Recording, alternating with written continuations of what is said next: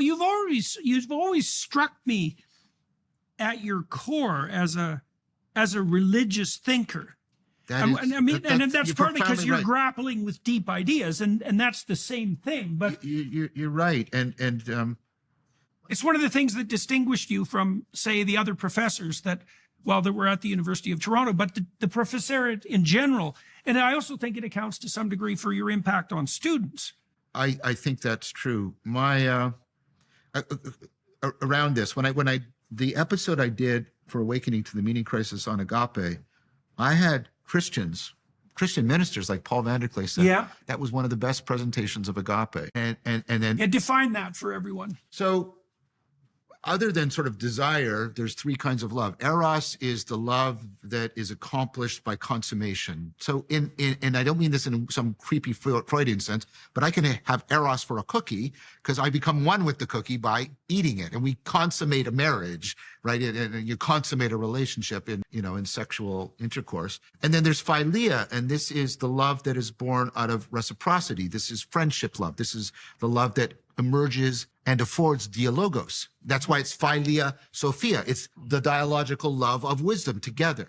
And then there is the love that a parent has for a child. You don't love a child because you want to be one with the child. That's exactly the wrong project. You're trying to make the project autonomous from you. Yeah. And of course, your child isn't your friend when you bring the child home from the hospital. They can't do anything. They're not even a cognitive agent. They're a moral person, but they're not a cognitive agent. Yeah. You love a child. It's like this magic.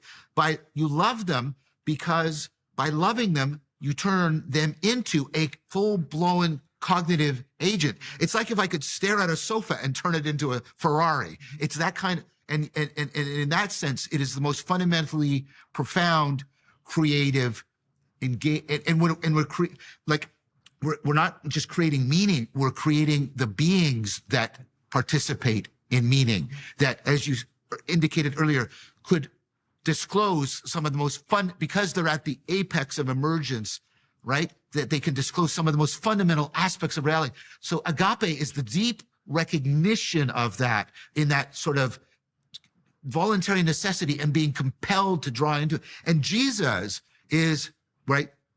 Jesus, in the Epistle of John, God is agape. Jesus is the sage of that. Think about what agape means.